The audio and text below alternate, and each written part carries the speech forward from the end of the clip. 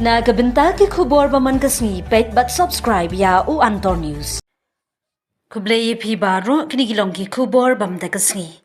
Kariam kaben kadai kabedan kam shibun ha gajing imjang manna uwe pa uwe ibriu na marka yada ya kalong briu man briu. Kariam kabet kadai ru kamat kabakong san ban tip bat snothu kumno ban pong bat penyahab ya ki khamtam ha kajuk kabaminta kabaki briu kia be bha ha kaliang kariam kaben.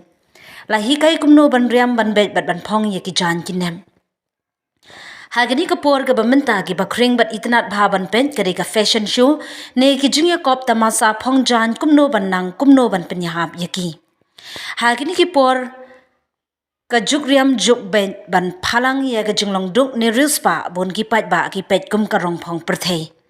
Hyndai ka don pat kapor ka jingwan ka juk kalong ka jing mintoy ya ka jat bin riu ban pen I ya ka minnor kumno ka jat bin riu khasi ka pong riam bat kup riam. Dangshen hamau kenro kala de pelong ya ka tamasa so nyam tra nong jrong ban pen I ya ka jing riu spa ka mariang bat ka rukom im ki pat ba. Shuh ha ka tamasa la pelong ya ki jing ya kop pen I riam tenrai ya ka bala shim benta de ki samla ha ki riam khasi ki ba pendon kam kat kum kakam bagi trei bam juyo isu. Lanu bat hatu kum kajat benriu ka kemen ne em banang kwa ban yo I ya kariam tenrai babun jat jong kajat benriu kat kum ka call shore badon ban pong.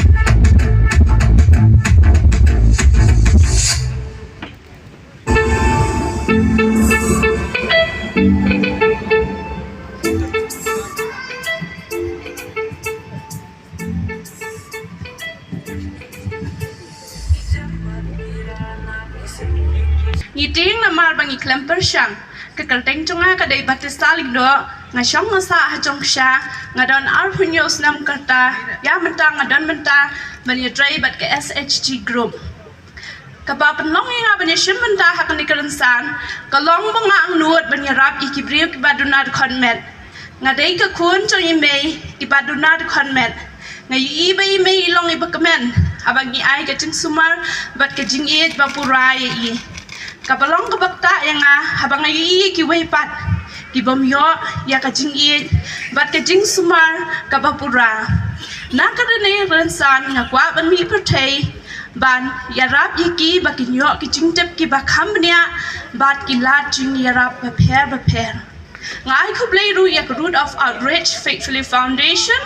but ya ka maukun raw tourism social society kabala organize ya kanika program na kabenta chungni kublay